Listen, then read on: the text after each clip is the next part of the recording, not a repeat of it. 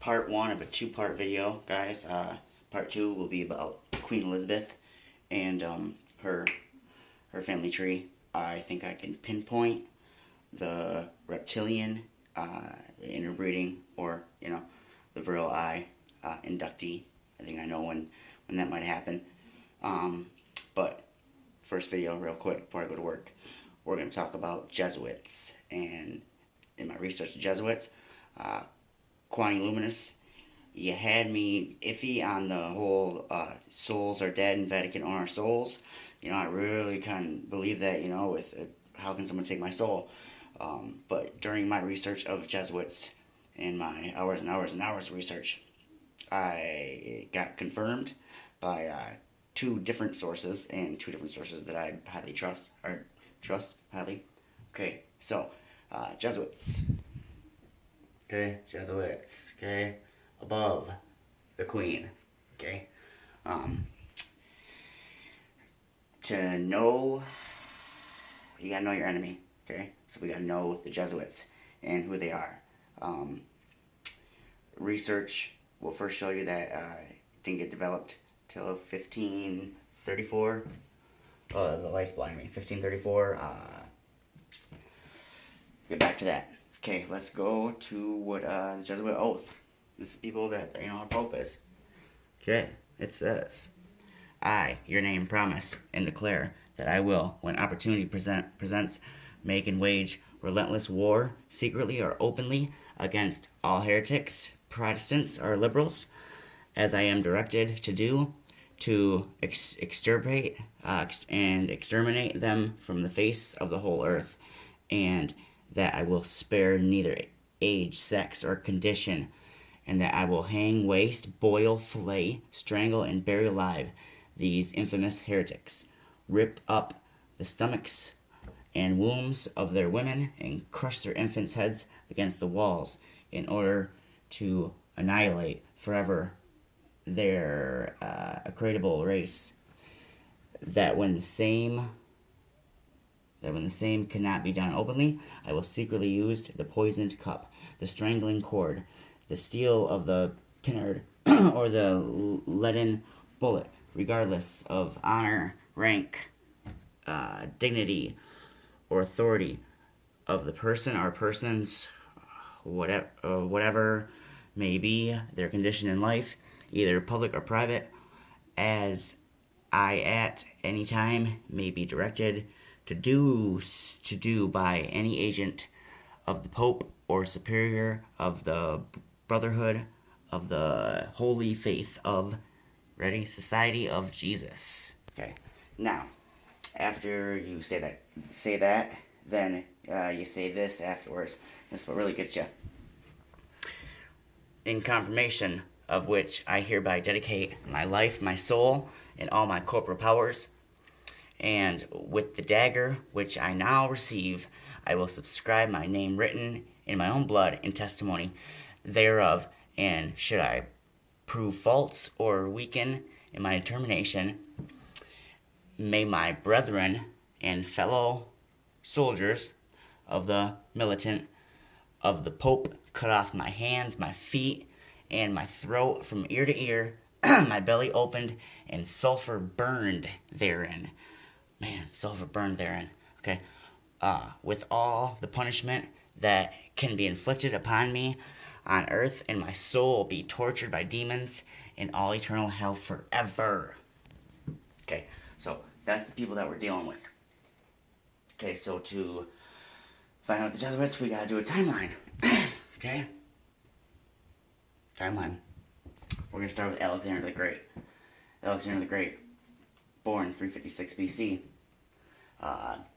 His dad died when he was 20 in 336 BC. Oh, real quick, growing up, I always thought, BC before Christ and then AD after death. Actually, it's BC before Christ and then AD, Domini, which means in the year of the Lord, or in the day of the Lord. So, which means right now, in the days of the Lord. So, it's good. We're still in the days of the Lord. People don't know that. Okay, so Alexander founded Alexandria in 331 BC.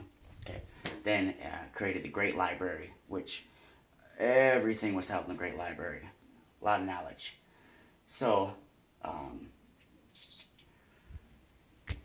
your Taurinus, okay, he's born, okay, when he comes to Alexandria, he comes when he's 30 years old, 245. He invented our military spear, okay, and what it does is it's in a circular motion of the celestial bodies, which basically says, okay, this is the human, okay, he knows that the sun goes around, okay, he knows this, but he debates a spear that tries to prove that we go around, the sun stays, okay, so, he was a Jesuit. He's seen the sun rotating around him. And at high noon, on the first day of the summer solstice, there was a shadow on the pillar in the center of the town. Right above him, no shadow. So he knew that he could determine how far away the sun was by the shadows. He could triangulate it back to the sun. Okay, came up with this. I don't know what degrees those are. Someone could help me out with that. And he also calculated the circumference of the Earth. And he got 252,000 stadia back there, which I believe is miles. Wikipedia says that he was accurate, yet he was 10% off because they said his was 1/5. Okay, so they divided by 5. But still, dividing by 5 didn't work because he did it on a plane, not a globe. So then they got to 15%. Finally, they take his 252,000 and divide it by 60. They get 4074 kilometers. And they say he's even more accurate. Yeah, he's still 66 kilometers off, 16%. Okay, so he knew that we lived on a flat plane.